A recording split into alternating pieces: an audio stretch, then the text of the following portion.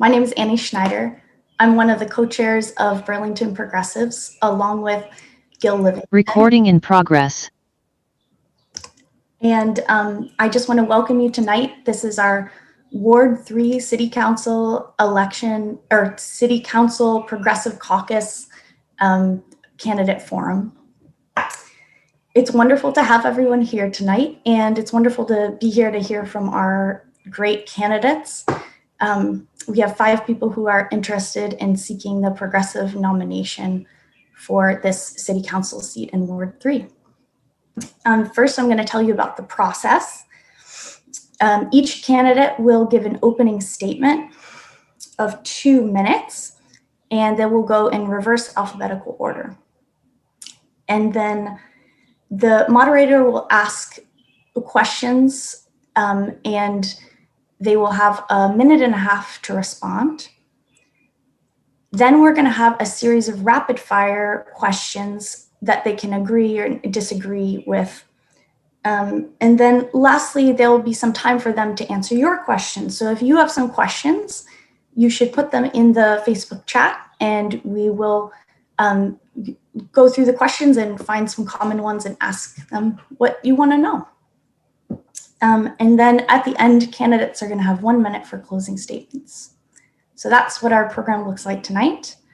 Next, I'm going to tell you how you can vote in the caucus next week, because our caucus is coming up very soon. So there's an in-person caucus, and then you're also going to have the opportunity to vote online if you're not able to make the in-person caucus.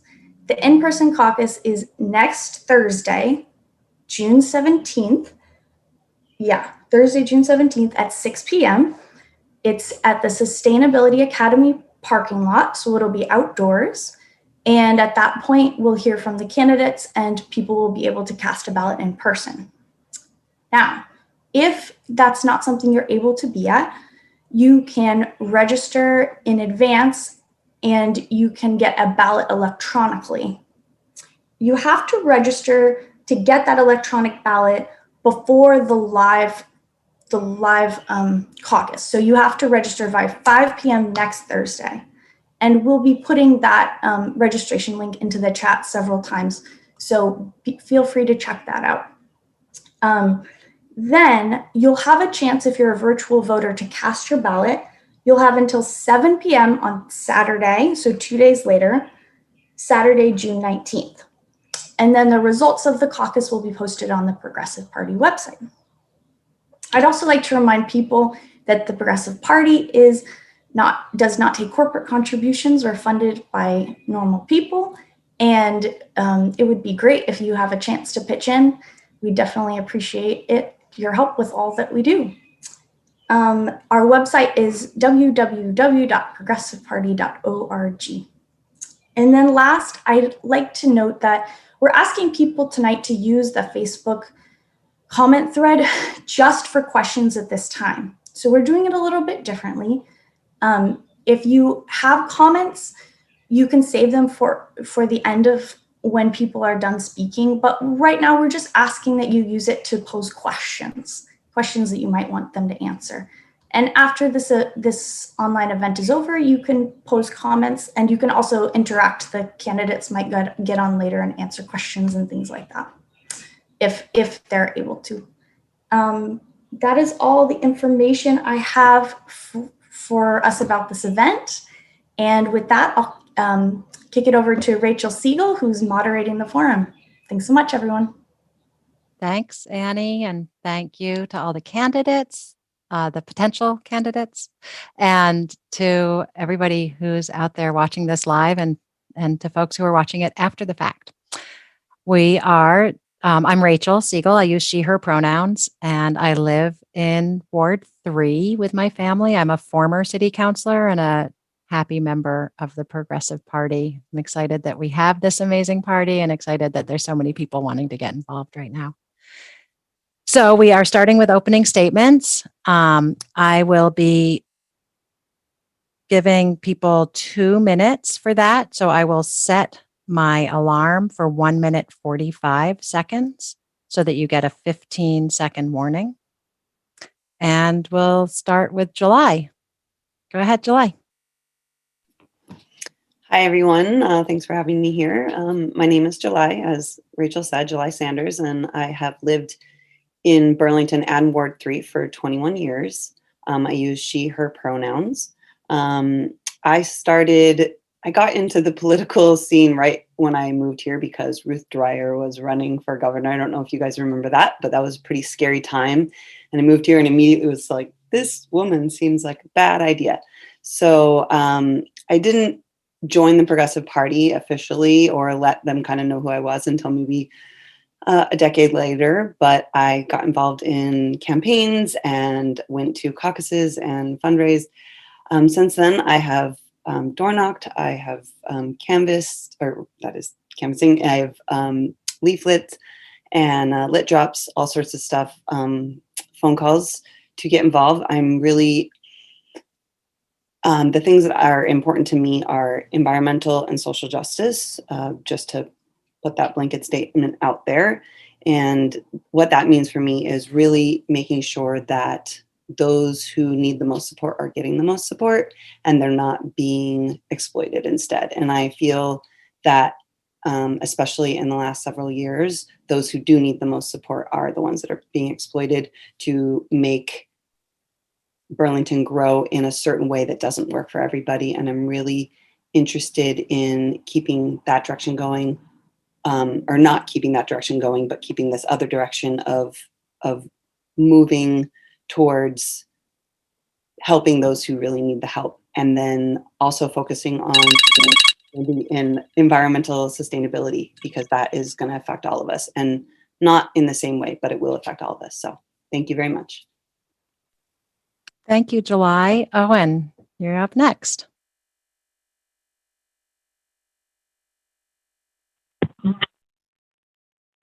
Thank you, everyone. My name is Owen Mills. It's so nice to be able to, meet you all virtually in this way, in this fashion. I use him, he, him pronouns. I currently work as the executive director of the Community Sailing Center, and I have lived in Burlington for about 7 years. My reason of why I am running is I've had the pleasure of seeing what I believe to have been a fantastic city councilor in Brian Pine operate and serve our community for quite some time. It's bittersweet to see him move up into CEDO, but he now gets to serve our entire community in addition to Ward 3. I think the one moment for me that demonstrates that concept of servant leadership is recently him. I had gotten a phone call from Ice Cream Bob, who owns the Creamy stand on the waterfront, whose business was going to get railroaded by Amtrak, and he had reached out to me to ask of ideas of who might be able to help. I connected with him with Brian, and Brian in a very short period of time was able to connect with the people he needed to in the city. He was able to work across different departments, and he saved his business. And to me, that is the epitome of servant leadership. It would be how I would want to continue operating and supporting the city of Burlington, and continue to carry that forward for the people of Ward 3. Thank you, Owen. Our next candidate is Joe McGee. Thanks, Rachel. Hi, everyone. My name is Joe McGee. I use he and they pronouns. I currently live on North Champlain Street, and I've been a resident of Burlington for 8 years. Before I tell you a little bit about myself, I just want to take a moment to thank Brian Pine for his decades of service to Burlington and share my excitement for his appointment to CEDO. CEDO is going to play such an important role as the city recovers from the COVID-19 pandemic, and Brian's leadership is going to be essential in that effort. So for a little bit about myself, I grew up in the Mad River Valley, and like a lot of folks, came to Burlington to attend UVM. My time in Burlington and my commitment to progressive movement building has formed my core beliefs. The idea that the issues that we're faced with are interconnected, really, and shouldn't be seen singularly. The idea that racial justice can't be achieved without economic justice or environmental justice or social justice. And those beliefs have driven my work on both of Senator Sanders' presidential campaigns. They're the reason I'm proud to call myself a big P progressive. And they're the reason I've supported Max Tracy's campaign for mayor, Representative Mulvaney Stanik's campaign for State House, and so many other great progressive campaigns. And those are the values that I use to guide my work as vice chair of the Board of Tax Appeals. I'm really running for city council because I want to be a voice for working families in City Hall. And, I'm a renter like a lot of folks, and it's been a challenge for me to be able to find housing and employment that make it possible for me to stay in Burlington. And I, for too long, the city has responded to the concerns of the wealthy and the well-connected, while working families face burdens that grow heavier year after year.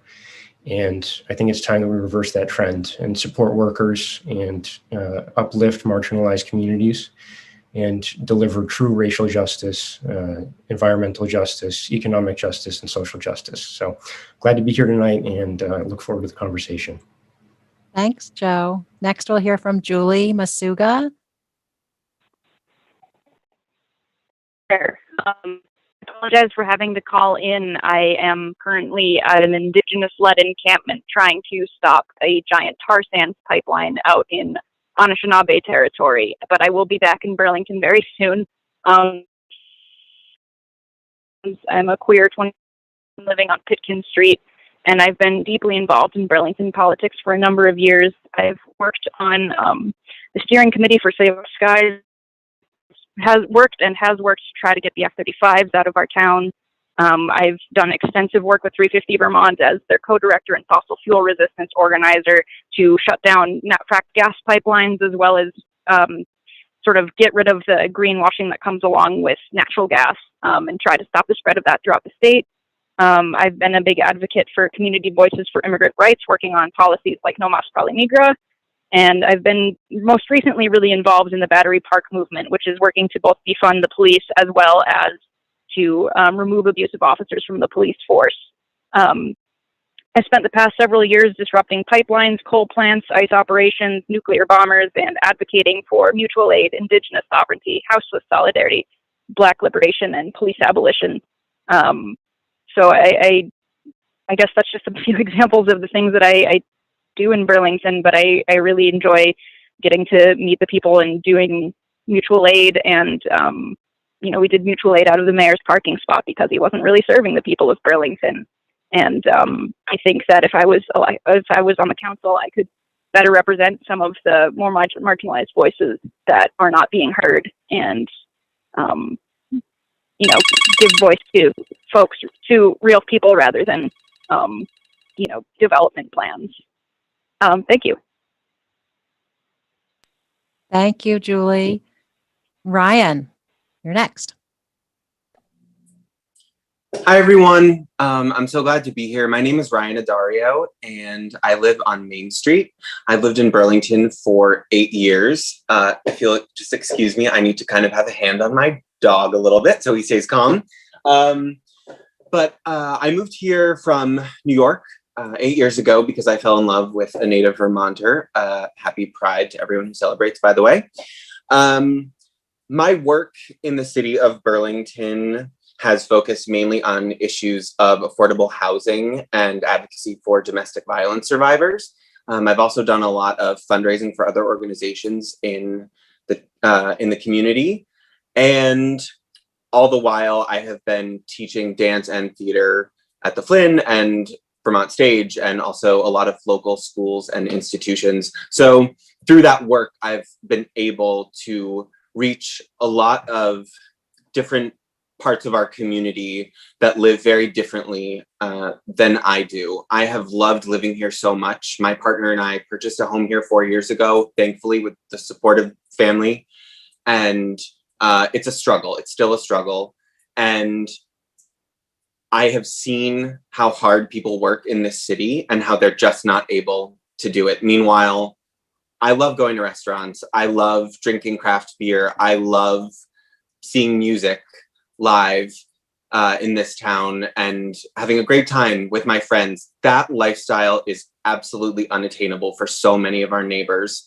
And nothing is more symbolic to me personally than this thriving commercial pedestrian thoroughfare of Church Street. Meanwhile, we have a condemned high school. And that is a statement of what our values have been. And hopefully we can change that going forward. Thank you. Thank you all. So our first question is not going to be one of our true long form questions. It's more of a straightforward question that we're hoping people can just answer in about 30 seconds. And it's sort of a political question, and it's about caucusing. And we use the word caucus in two different ways. One, there are the caucuses like we'll be having next week to vote for who will get the nomination. But there's also caucuses that we have, that the city councilors have, usually right before each meeting. So about every other week, they meet as a caucus, as a progressive caucus, to strategize and work on policy making. And historically, city councilors only attend one caucus. So people would choose typically if they're going to which party's caucus. And so my question for each of you, and we'll start with Owen, is three parts. What party do you plan to caucus with if you win this nomination and then are elected? Part two is, would you continue to run for city council even if you do not get the progressive nomination? And part three is, if you don't run, if you don't get the nomination and you don't run, will you support whoever does get it? So which party do you plan to caucus with? Would you run even if you don't get the progressive nomination? And if you don't run, would you support whoever does get that? And I'm hoping that each of you can answer that in about 30 seconds, and not to elaborate on the questions, just to sort of answer them straightforwardly. And then later, if you want to elaborate, you can do that in Facebook, or we can get word out to people another time. So, Owen. Yes, thank you for the question. I am seeking both the Democratic nomination as well as the progressive nomination for this seat. In the event that I was to be nominated by the Progressive Party and not the Democratic Party, I would plan to caucus with the Progressive Party. In the event that I was to win the Progressive or the Democratic Party nomination and not the Progressive, I would likely caucus with the Democratic Party. In the event that I was to get both, I would most likely not caucus with either. In the event that I don't win both, I will not run as an independent outside of, or I will not continue to run if I do not win a nomination. And was there another part to that, last part to that question? Yes, if you're not running, would you pledge your support in advance to whoever the progressive candidate is? That would have to depend on which progressive candidate it was. Thank you very much. Joe. So absolutely yes to both questions. I will, if I don't win the Progressive Caucus, I won't be continuing on, and will absolutely support whoever does win the caucus. And if I do win the caucus and am lucky enough to get elected, I will absolutely caucus with the Progressive Party. And I think I hadn't asked it, but I'm so glad that Owen said that he is looking for also the Democratic nomination. I think people should also mention if this is the only endorsement they're looking for. So I'll add that. Sorry. Sure. Yes. The progressive nomination is the only one. The endorsement is the only one that I'm looking for. Thank you, Joe. Julie. Hi, I am only seeking the progressive nomination. I just frankly don't want the Democratic nomination. I've been very disappointed in their leadership, and would be really excited to represent progressive values. If I weren't to receive the nomination, I don't think that I would continue, and I think that I would be pretty eager to support whatever candidate that folks are excited about. Thank you. Thank you. Ryan, you're next. Hi, I would absolutely caucus with the progressives. I have been a registered Democrat my whole voting life. I think in a very broad sense, I'm a Democrat. As far as city politics, though, I tend to definitely be more progressive. I think the process of going through these caucuses at this stage of the game, though, is helpful. So I'm unsure if I'm going to seek the Democratic endorsement as well, but my plan is definitely to caucus with the Progressive Party. My whole theory of running for office is that you should only run if you think you're the best person for the job. So at this point, I would assume that that person is somewhere on this screen right now. And so it would be probable that I would vote for whoever the progressive nominee is. Thank you. July. Hello. Yeah, I'm a progressive through and through. I would caucus with the progressives, and I would only run if I get the nomination, and I would support whoever gets the nomination if it's not me. The progressive nomination, let's be clear. Thank you all. So our next question is about race.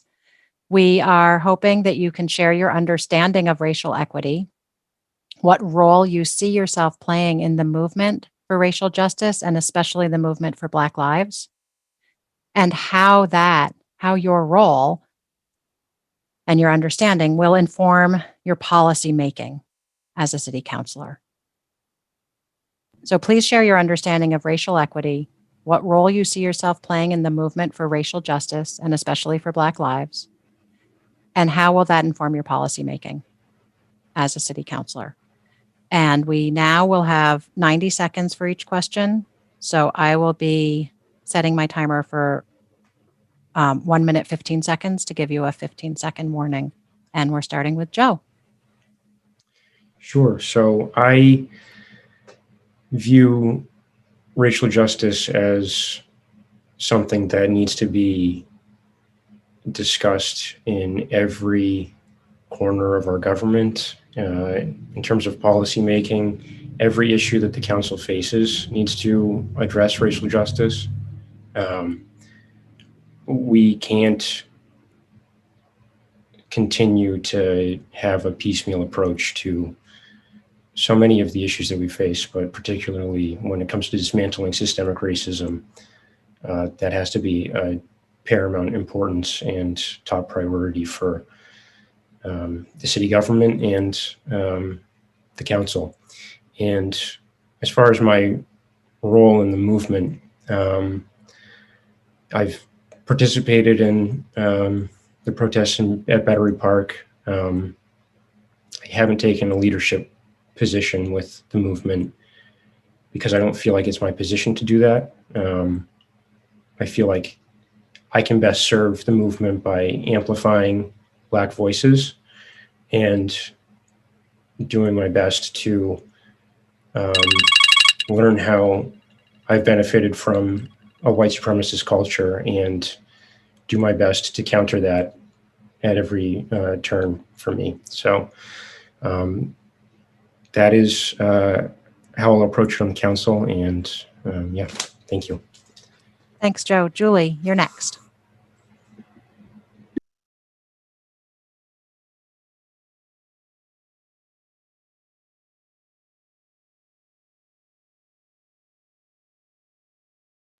It looks like Julie might have dropped off the call. Like she said at the beginning, she's in Minnesota right now fighting a pipeline, and her service is spotty. So let's go to Ryan. Hi. Hopefully Julie can jump back on at some point. The way that I understand racial equity and racial justice is what is the lived experience of people of color in our community. And I go back to some of my work with domestic violence survivors. We always kind of say, you know, you are your own expert in your own experience. And when people of color in this community tell us that they don't feel safe or supported by law enforcement, we owe it to them to believe them and act accordingly. I also took part in a lot of marches that took place over last summer. But like Joe, I think correctly stated, didn't take a leadership role. That really was not my position. But again, listening to people who are saying what their experience is in this city, those are the people we need to listen to. And that's who should guide discussions going forward about what would make them feel safe, what would make them feel supported as equal members of this community. And that is what would guide my work on issues like that on City Council. Thank you. July. I've started freezing a lot, so I hope I don't freeze up. I unfortunately missed a lot of what the last couple of people said, but I mimic a lot of what they're saying. So my my understanding, I grew up with not a lot, with a lot of culture around me and a lot of different ethnicity that didn't match my own. And just like Ryan said, I found that it was very, very important to listen to my friends, to believe my friends, and to understand if I didn't see something that they were saying was happening, to then analyze it. I still, to this day, I'm always seeking to increase my understanding and know, but we have to take it every step of the way, analyze every law, every area, and see where it affects everybody, especially those that are being marginalized, and racial justice and stuff. So that's really important for me. I also was in part of the many of the marches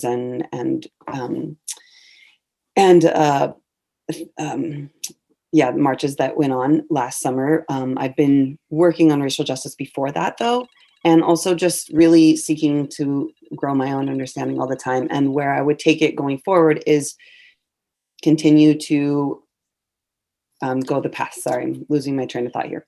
I will cut it off. Thank you. Thanks, Julie. It looked like, July. It looked like Julie was back for a minute and now. Oh no, you're there, Julie. It's your own phone. I was looking for the 603 number again. Sorry about that. I found better service. Yay. Do you want to jump in? Were you still here when I asked the question? I did not hear the question. Okay.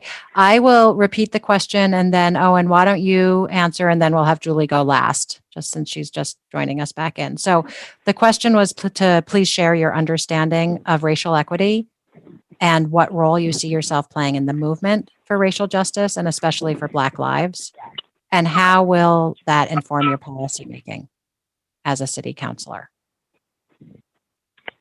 Thank you. Go ahead. So, my understanding of racial equity is, and I'll kind of put it in simple terms, is like starting out as a white person, starting out a game of Monopoly with $3,000 when everyone else is starting out, a BIPOC individual would be starting out with $5. And the entire system favors the individual who has been privileged to start the game with more. And the work that we need to do is to balance that equation again, so that people are able to go through life with the same level of opportunity, and then also to make sure that the game is no longer rigged to support only white people. And the position that I've been lucky to play over the course of my life is to serve on boards of directors, of which there have been 10 different boards and government commissions that I've been able to participate in, as well as to be the executive director of a nonprofit. The process that I would take going forward is to make sure that we never start the design of any program or any process to rebalance that equation without there being somebody who identifies as BIPOC at the table during the design process. Thank you. Julie. Hi, I have personally been pretty deeply involved in movements like the Battery Park movement here in Burlington, involved in the encampment, marshaling some of the marches to try to get abusive officers fired, to try to defund the police, and ideally to eventually abolish them. And that is, obviously a piece of the racial inequity that's happening in Burlington, where there's increased police brutality and all kinds of horrible things happening, especially with Black folks. And in addition, I'm obviously out here defending Indigenous territory and sovereignty from pipelines. I've done similar things in Vermont. I think it's really important to recognize that we're on stolen land and among stolen people. And so a lot of the work that I do reflects that. The F-35s, for example, are harming more communities of color disproportionately. It's, going over 75% of Winooski, and that they have the highest refugee population. So there's just environmental injustices happening everywhere, and usually it's either across race or class lines, or sometimes both. So I think in my policy that would be, something that I'd definitely be paying attention to, and going to groups like the Battery Park movement or Black Lives Matter, Greater Burlington, or Migrant Justice, and seeing, what is it that you need? What is it that will make your community feel safer? What is it that will help your community thrive? Whether it's, no mas fala migra or any of the demands that were made over the summer. And I hope to continue to do that work, and would be excited to do that at the council level. Thank you. Thank you, Julie. So our next question, Julie, you're actually on up next. So you'll get to do 2 in a row. And this question is about our neighborhood and constituency, and also about poverty, because considering the impact of poverty on Ward 3, as well as the other demographic issues, how would you approach representing us? And why are you the right person to represent this neighborhood and the needs of our neighbors? So please consider this question in terms of both being responsive to constituents and informing policy. So I'll repeat it again, and then we'll start with Julie. Considering the impact of poverty in Ward 3, as well as other demographic issues, how would you approach representing us? Why are you the right person to represent this neighborhood and the needs of our neighbors? Please consider this question in terms of both being responsive to constituents and informing policy. And again, I'll set the timer for 1 minute and 15 seconds, and then you'll have another 15 seconds after the bell chimes. Go ahead, Julie. Thank you. I've been living in Ward 3. I've been living in the Old North End for a number of years, and it's really shaped who I am as a person. I feel like there are a lot of people like me in Ward 3, where we're making enough to get by on rent, but only because we don't have student loans and things like that. And I see a lot of issues in our neighborhood in terms of accessibility, both for queer folks and for disabled folks. Like, there are still a lot of places that that still have gendered bathrooms, which is very uninviting for trans folks and non-binary folks, as well as just looking at things like the sidewalks in the street that are so inaccessible that I've seen folks with wheelchairs decide to go on the road instead. And that kind of thing is unacceptable. So, like, in the previous question, I mentioned, all of these sort of really broad, overarching things, but I'm really also interested in the minutia and talking to my constituents. In my press release, I even said, please, anyone reach out with questions. It doesn't have to just be press. Like, I'm interested in knowing what the people that I would potentially be representing are interested in, and working with them and making sure that voices of marginalized communities are the voices that are informing policy. For example, if there's a houseless community issue, then having those voices heard rather than, pulling some kind of forum in a park where none of them are invited, because that has happened in the past. And it was, it wasn't great. But yeah, I'm just really interested in listening to people and collaborating. And I love this neighborhood, and I don't plan on leaving anytime soon. Thank you. Thank you. Ryan. Thanks. This neighborhood, Ward 3, is a few different neighborhoods. I live on Main Street, right across from City Hall Park, which is very different than other parts of the ward. But as far as poverty is concerned in this ward, we live in a really economically diverse part of town. And my background professionally is out in the field working with people who are struggling. I have done surveying at encampments of folks who are experiencing homelessness. I have gone to all kinds of locations to intervene and advocate for folks fleeing abusive housing situations. And through that work, I think it's a lot less daunting to me to think about how I would reach folks who are living on the fringes, and also how that would impact my thinking as a potential city councilor would be to empower those organizations that are doing a lot of that work in the field to bring folks into the process of making policy for the city. I think there's a lot of work already being done, and we need to empower and support those groups that are doing that work already. Thank you. July. Yes, I love that this is the progressive debate because a lot of us are sharing kind of similar ideas. I too have seen those where we have these question and answer and, open forums that don't involve the people that are being affected the most by what is being proposed. Even before running for anything, I am having, again, lived in Ward 3 for 21 years. I talk to my neighbors, I talk to the people on the streets to really understand. I've called about the sidewalks. When I see somebody struggling with a wheelchair or somebody struggling with a stroller or something like that, and really demanding that things get fixed around here. So it's the same, that's the same approach that I would take in government, is listening to the people, talking to the people, really bringing them to the table, and really understanding. Also, there are a lot of people in this community that might that need to have a voice because they can't vote. So they won't necessarily be able to vote for me, but they still need a voice. So those people also still need to be talked to. And I think that that's really important to pay attention to that. And again, I go by a apartment almost every day when I walk my dog, and I have a really good rapport with them and really understanding what their needs are too. So it's really important. Thank you. Thanks, July. Owen? Thank you. So I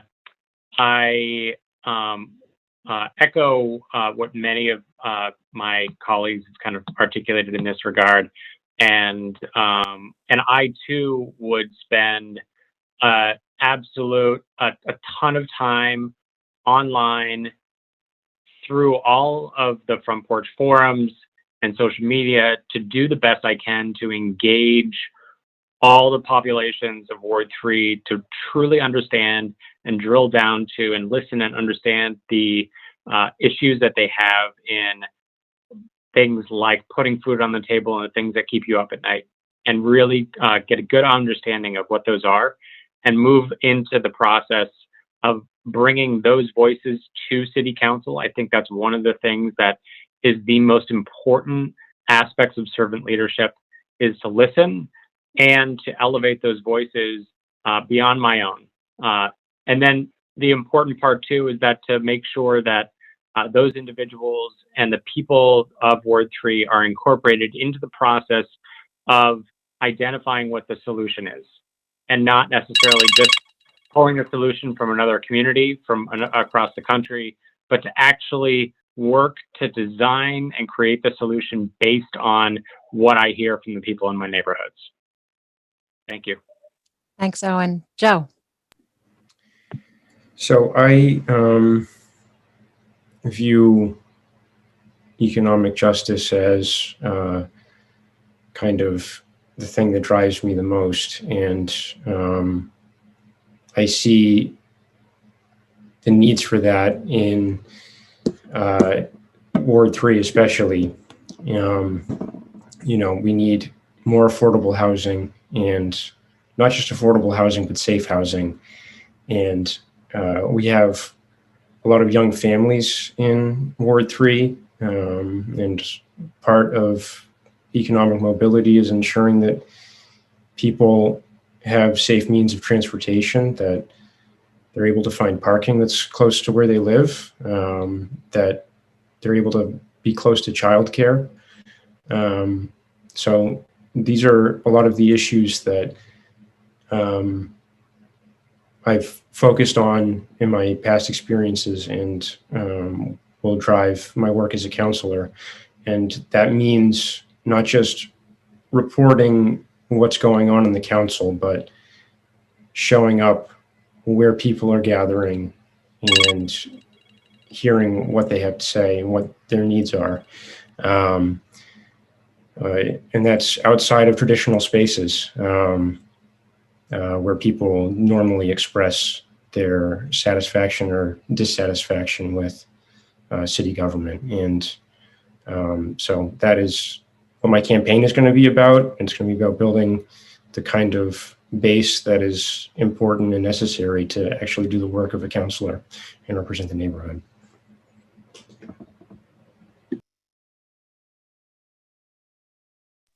Thank you, Joe. Our next question is about policing. As you all know, we will be appointing a police chief soon. The question is, what do you think should be prioritized in this decision in order to create better public safety? So I'll read it again, and then Ryan will go first. As you know, we will be appointing a new police chief soon. What do you think should be prioritized in this decision in order to create better public safety? And again, it's 90-second question. So I'm setting the timer for 1 minute, 15 seconds to give you a 15-second warning. And you're on.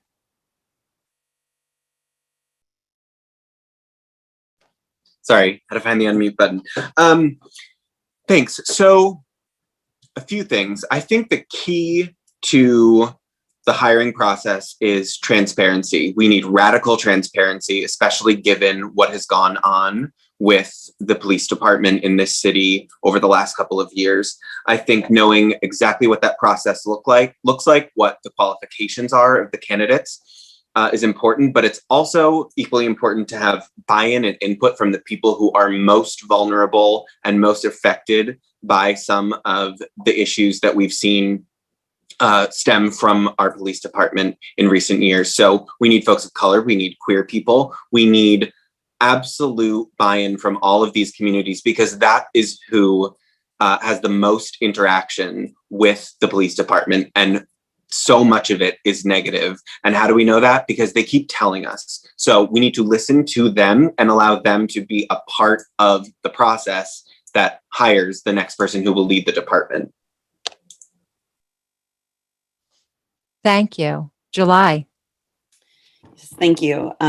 So absolutely agree that we need transparency. The biggest part of that question, though, that speaks to me is it depends on what your definition of public safety is, because there seems to be a big difference of across the political lines of what that means.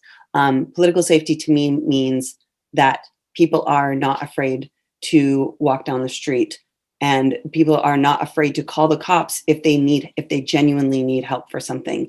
And people are not afraid of those who are paid by their tax dollars to protect them.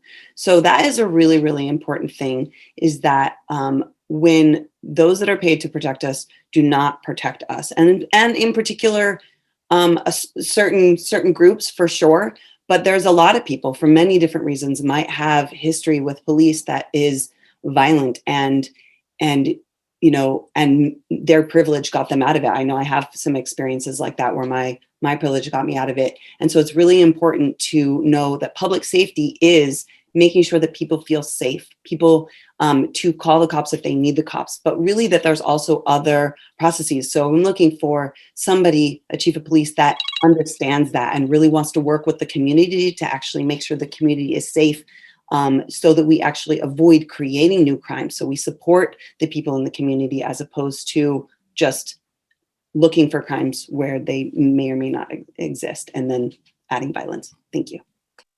Thanks, July. Owen, you're next.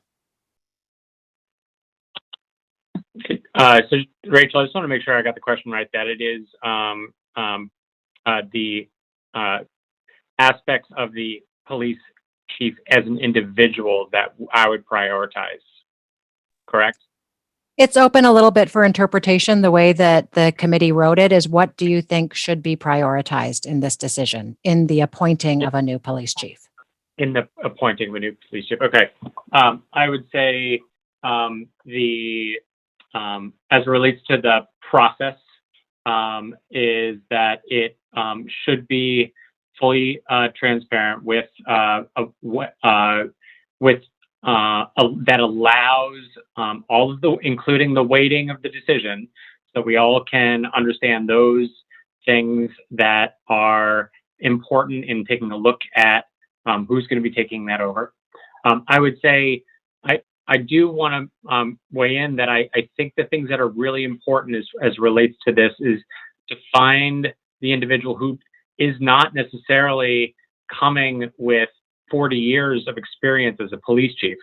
What we need is somebody that has a strong background in transformational organizational change, because no matter who it is going to be walking into an institution with hundreds of years of embedded racism. So it's going to be really important that the outcome of this finds someone that has a background and an understanding how to engage the community in conversation, and somebody who has a strong background in driving transformational organizational change in organizations with embedded cultures. Thank you, Owen. Joe. Sure. So I think it's important for us to have a police chief that's not going to be adversarial with the community, and really come to the table in good faith when it comes to efforts to work towards abolition and funding services that are outside of a traditional police structure. Somebody that recognizes that policing is inherently white supremacist, and that will support the efforts to have community control of the police, and that greater accountability structure that we desperately need. I think a lot of these are long-term goals, and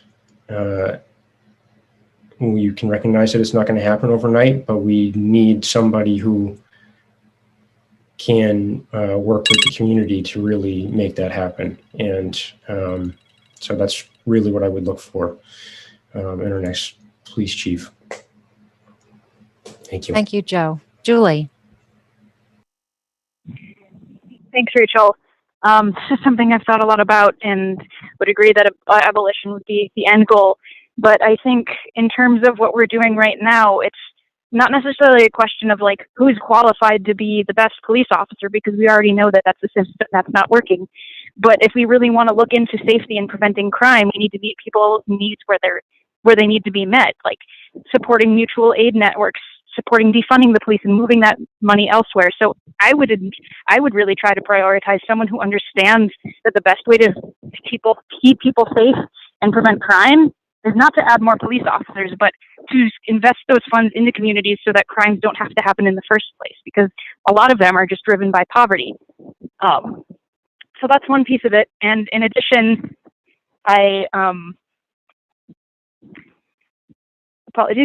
would be really excited to work with whoever becomes the police chief to take steps towards creating more transparency and more accountability. We tried to get community control of the police, and that was denied to us.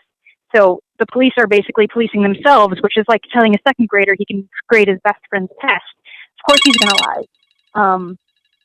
And so we really need to be listening to our community about the mechanisms that they want to see implemented, rather than just continuing to go with the same system of policing that is continuing to produce the folks like Brandon Del Pozo and other folks who repeatedly can't be trusted to even, manage their own Facebook accounts. So I think I would want to go in a different direction where, yes, I understand that policing would have to be phased out to some degree, but I think we need to do something different and better and safer and more communal. And I'd be really excited to support that. Thank you. Thanks, Julie. So now we have a series of rapid fire questions. And Lisa, it might make sense to have everybody on screen because I'm going to ask our 5 candidates to just keep their mics on, because after I ask the question, their answers will be very quick in succession. So I will be naming an issue and asking each of you to answer by stating strongly support, don't have enough information, don't support, or strongly don't support. And we invite you to share a more descriptive answer after the forum with our progressive membership. You can do it on the Facebook from this live stream, for example. But for now, we're really asking you to keep your answers just to those 5 suggestions. And we're going to start with July. And I think you all know the order that you go in now. You know who you're after. So we'll start with July, and we'll do a little test run and see if I don't have to say anything in between people. Just give the person before you a beat before you jump in. But if everyone can unmic themselves now, that will facilitate that. So July 1st, the first question is, do you support ranked choice voting for local elections? Strongly support. Strongly support. Strongly support. Strongly support. Strongly support. Great. And Owen first for the next question. Do you support just cause eviction? Support. Strongly support. Strongly support. Support. Strongly support. Thank you. The next question, Joe will go first. Do you support strengthening the responsible contractor ordinance? Strongly support. Support. Don't have enough information. Don't have enough information. Don't have enough information. Thank you. The next question, Julie will go first. Do you support growing more affordable housing within the city? Strongly support. Strongest support. Strongly support. Strongly support. Strongly support. The next question, Ryan will go first.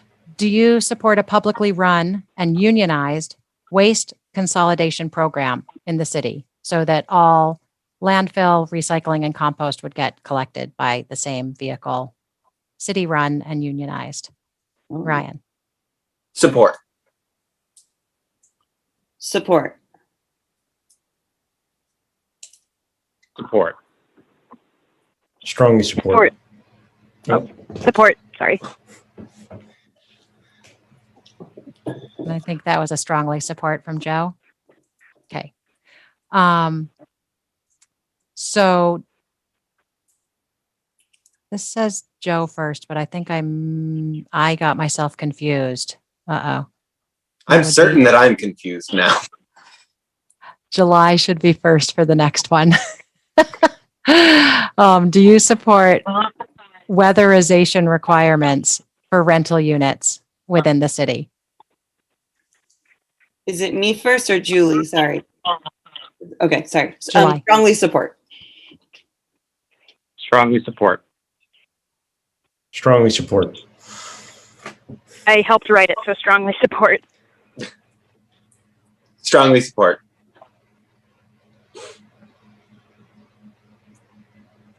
Next question, Owen will go first. And you can, for this one, just say, oh, sorry, did I miss someone? No, we're good. Okay, so for this one, we can just say agree or disagree, because the way that we structured the comment was slightly different. I am 100% opposed to the F-35s and will do whatever I can to stop their basing in Burlington. So just agree or disagree. Actually, I take it back. We got confused when we were writing this one. I think that we can still say strongly agree, don't have enough information, disagree, and strongly disagree. So still five options there. Thank you. Right. Okay. I would say agree. Strongly agree. Strongly agree. Agree. Strongly agree. And for this next one, we're just asking you to think of one policy that we haven't named that you are passionate about. And not for you to go into why you're passionate about it or what you think we could do about it, but just to take a moment. I'll pause for a few seconds so you can think of a policy that we haven't yet named that you feel passionate about. And if somebody before you says the one you were thinking, you can say the same thing. That's allowed. So we will start with Joe for this question. Please name one policy that we haven't yet named that you feel very strongly about and have passion for. I think universal health care and Medicare for all are something that I'm very passionate about.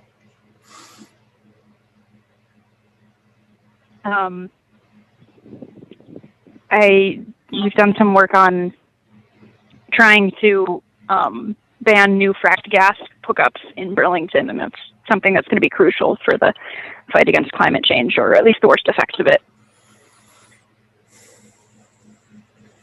Connecting underserved populations, particularly new Americans, with arts education and programming. Also universal health care.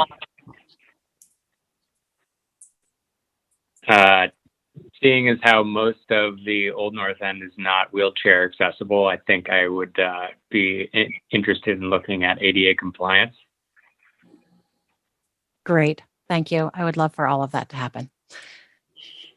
So now we have time for one or two questions from our participants. And the first one, I'm going to see if people can just take 1 minute for each answer, then we might be able to get through two questions. So we'll have 1 minute for this. This person stated, I'm deeply concerned about the impact white supremacy has had on our BIPOC neighbors and families. Recently, the mayor attempted to sideline a prominent leader of color from an oversight role on the basis of, quote, neutrality. I am interested in how each of the candidates will work with and support our BIPOC neighbors and families, and how they will hold the mayor to account should he fail to deliver on his promises made during the State of the City address to do more to support our communities of color. Should I read that one more time, the end part? Okay, I saw some yeses.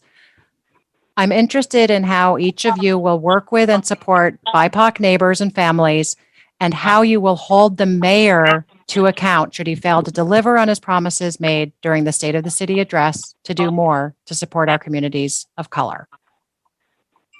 And we'll start with Ryan. I would give equal or even preferential access to communities of color to the levers of power in the city. I think what the mayor did was pull a fast one on all of us. That was pretty clear, and it was unforgivable.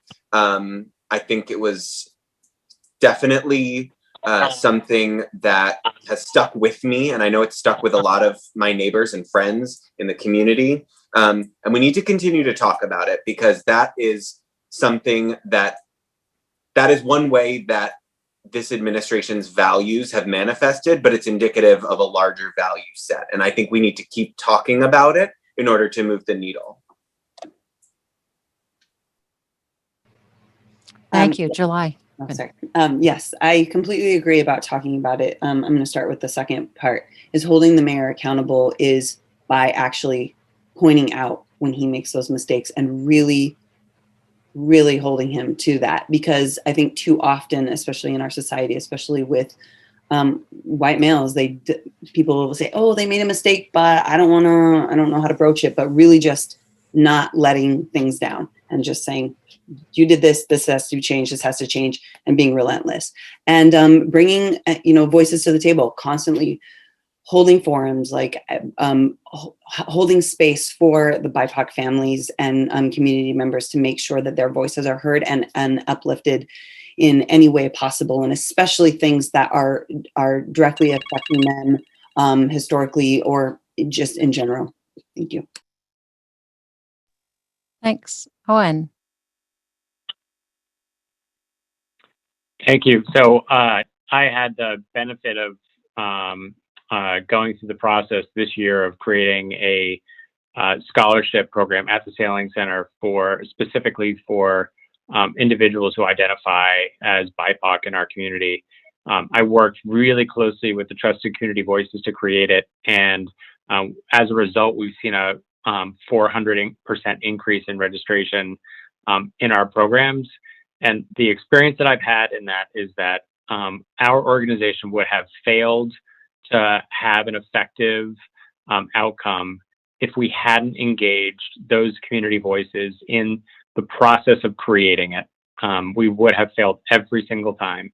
And the experience that I had in that, and what I would be bringing to this is, and I would say, and I've said it before, is that any meeting, any effort to create equity in our society without having an individual who identifies as BIPOC at the table, the meeting has to end.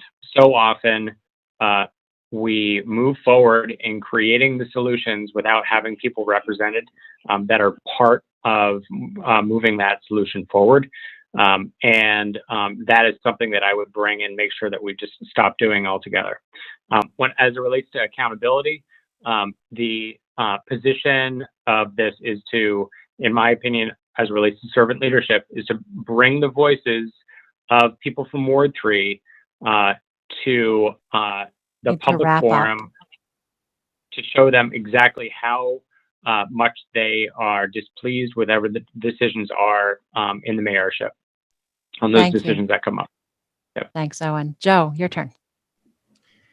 Yeah, so I have been fairly vocal in my dissatisfaction with the series of mistakes the mayor made in March, both with replacing Director Green initially, and then the report that came out that was wholly unsatisfactory and really a waste of taxpayer dollars.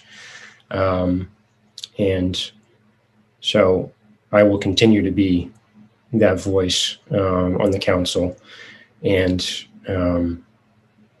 work to bring members of the BIPOC community into the conversation and make sure that the decisions that are being made are the right ones, and fight to make sure that Director Green has the resources needed to actually make change. So that's my thinking there.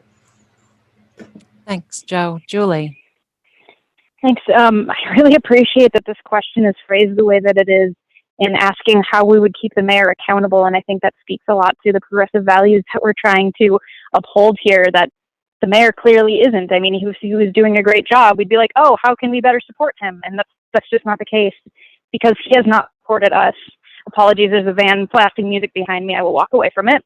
But I was really disappointed in the decision to terminate Thais Dean, and I think the mayor just tried to sort of get away with that. It let the public catch on and just sort of pretend like it never happened. It was really disturbing, and I'm sure it was uncomfortable for Ms. Green and everyone else who was involved. And just it was, the statement that was sent out by Moreau was fairly insensitive. I think in terms of actually holding him accountable, though, I'm interested in things like Proposition 0, which would give people more power, which would allow us to make binding ballot items and things like that, so that we would actually have the power to sort of not have to worry about the mayor as much until obviously we get someone more progressive elected. And I think I'm really interested in being a voice that's not afraid to speak out against the mayor when he does things like vote against our interests, which has happened over and over and over again. He's vetoed a number of things. He's vetoed things last minute, and I am not going to let that stand. Thank you. Thank you. And one last question from our audience at home. We're all at home. The question states, I am concerned about the housing issues we have here in Burlington.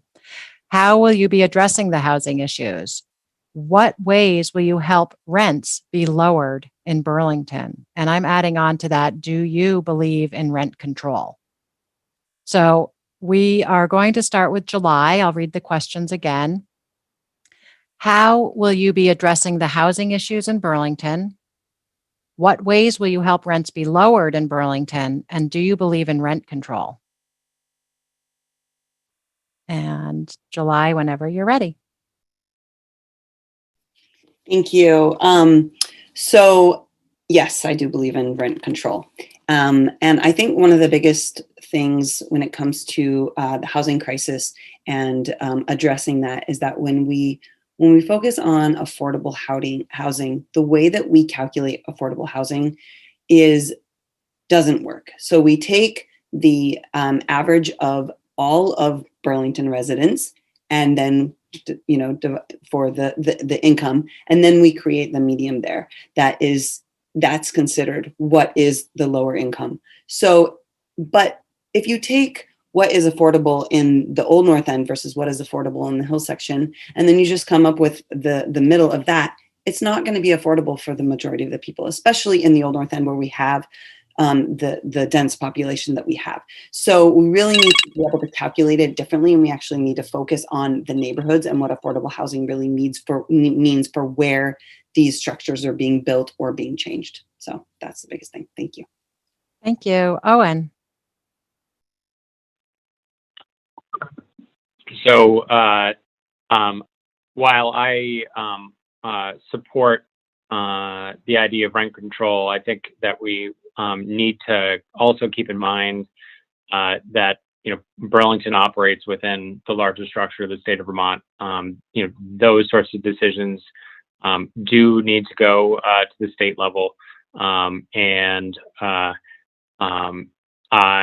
it would be something that would extend beyond the 6-month amount of time remaining within this term of So it is something I haven't thought into too depth about what that legal process would look like for moving rent control forward. But I would support it to the best of my ability. Thank you, Owen. Joe. Sure. So I appreciate this question. It's an issue that's really important to me, and when it comes to getting things passed through charter change, we've seen just cause eviction pass, and we need that desperately, but it didn't make it across the finish line in the state legislature this year. So we're waiting until January now until they'll address that. And so that's going to be a big component of what I'll hope to do as a counselor, is ensuring that we're working with our state leaders to get those things through across the finish line, because we need those solutions now. And so when it comes to rent control, I will absolutely fight for that and make sure that we can pass a charter change here in Burlington. And once it makes it to the State House, it gets across the finish line, because those are solutions that we desperately need. Thank you. Julie. Yes, thank you for this question. I think a lot of it has to do with the way that we view housing and the way that we have our Section 8 and the way that we, develop.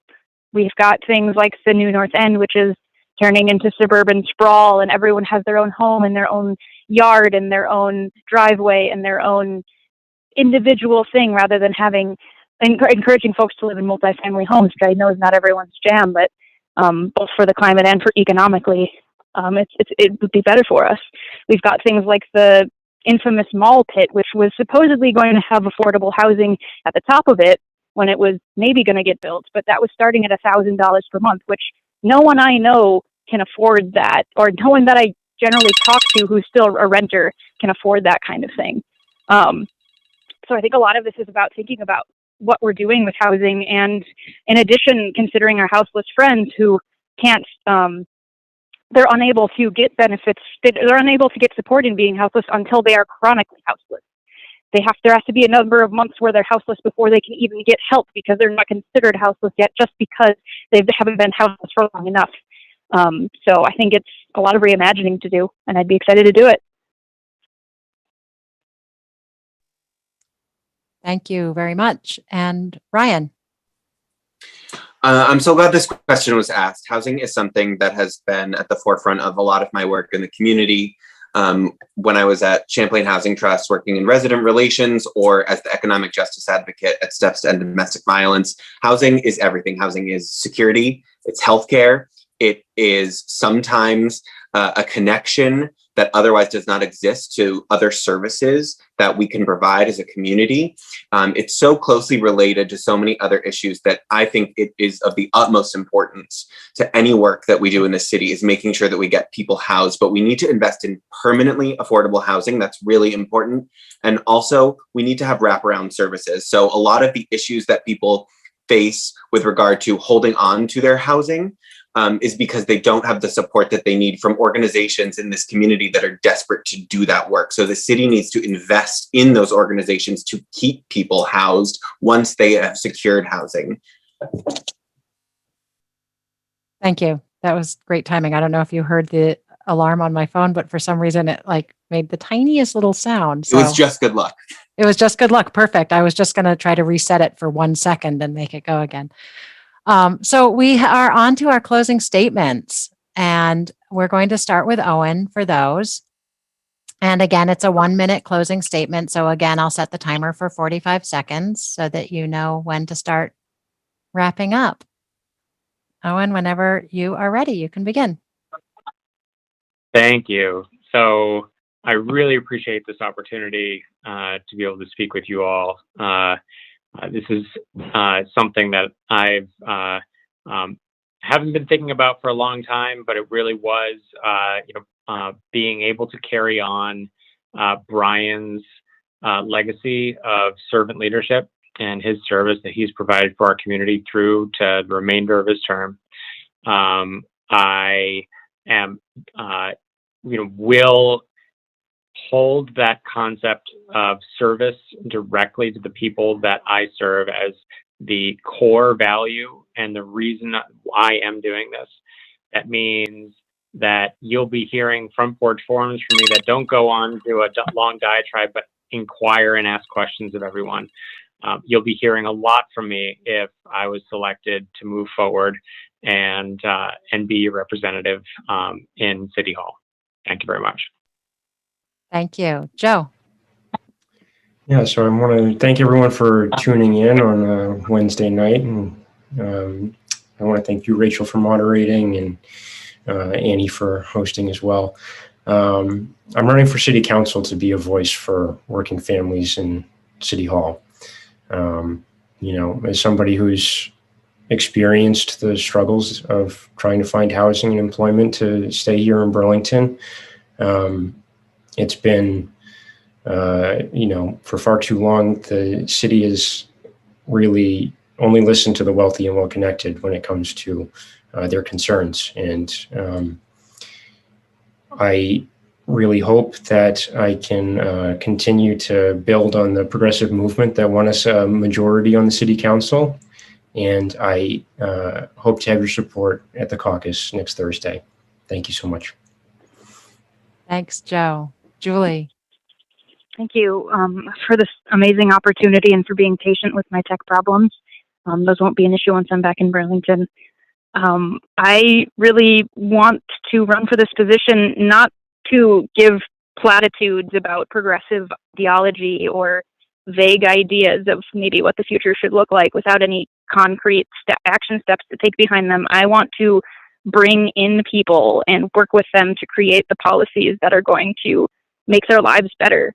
I'm not interested in being a career politician. I'm not interested in, trading political favors and trying to make the right connections with the right politicians. I'm interested in making connections with the people that I've already made connections with, the folks who are doing the grassroots organizing in our community, the folks who are, pushing for these more radical ballot items, and who are, the folks that are living in this city. And I'd be very honored to do that. Thank you. Thank you. Ryan.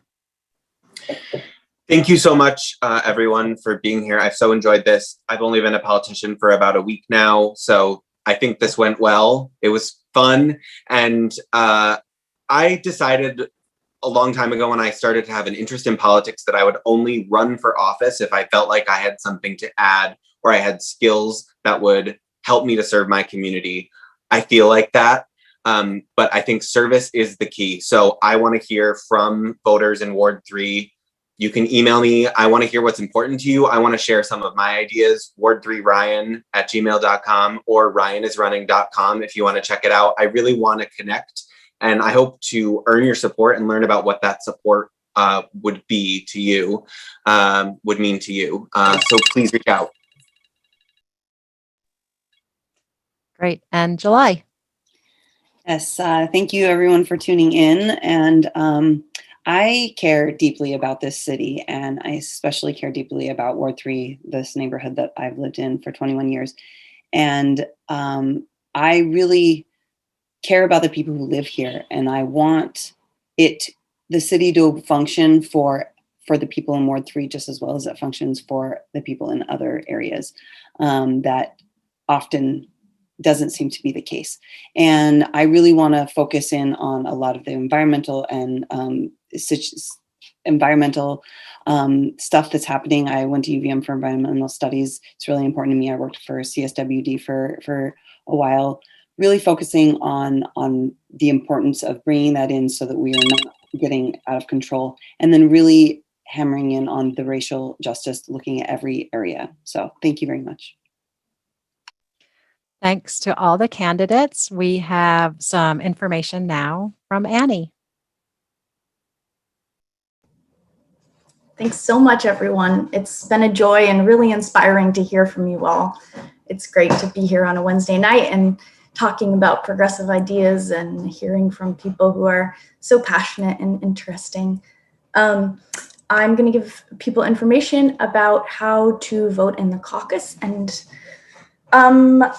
just to remind you, the caucus is next Thursday, June 17th at 6 p.m. This is the in-person version of the caucus, and it is at the Sustainability Academy in Ward 3, and it'll be outside. That's the in-person event. Again, that's at 6 p.m. Then you also have the opportunity, if you are unable to attend in person or you prefer not to, you can register in advance to vote virtually. So in that case, you need to register to vote virtually before the actual physical caucus. So you need to register by 5 p.m. on that Thursday, June 17th. And the link for that should be in the Facebook comments. We'll send it out. It'll be very available for you to register for that. And then you will be receiving a ballot right after the in-person caucus, and then you'll have until Saturday, June 19th at 7 p.m. to return that ballot. And that's using a secure online voting system that we've used in the past. And then the in-person and online votes will be tabulated and announced that evening on Saturday, June 19th. The other thing to mention is that the campaigns need help. So if you're interested and available, we are going to need whoever emerges as the progressive nominee will need people to door knock and make phone calls and help support the campaign through monetary donations and other things. You might be up late stuffing envelopes for a mailing sometime, and it's a fun way to spend your summer. And then again, the Progressive Party could really use your monetary donation. we're operating with a couple of staff members, and they're making it work, and could definitely use any support that you're available to give. progressiveparty.org. Yeah, go ahead, Rachel. Just before you sign off, a couple of notes. There was a question about whether the caucus is open to only Ward 3 residents, and the answer is yes. And if you vote in the Progressive Caucus, it means you cannot vote in the Democratic Caucus, or vice versa. You have to vote in one or the other. And the other thing is a note from Town Meeting TV that this will be aired on community TV and will be available on their YouTube channel as well. And that they will also be hosting a town meeting TV forum with all the candidates who will be listed on the ballot. So whoever wins this will get an opportunity to speak in that forum as well. Awesome. Thanks so much, Rachel. And the election, after the parties have decided their nominees, the election will be on August 17th. That'll be for Ward 3 residents. And my understanding is that there probably will be universal mail-in ballots, so you may be able to vote by mail.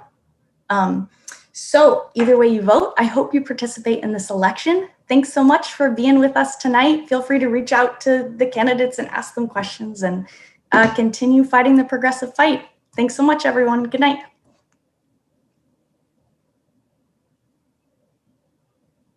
Okay, the Recording stopped.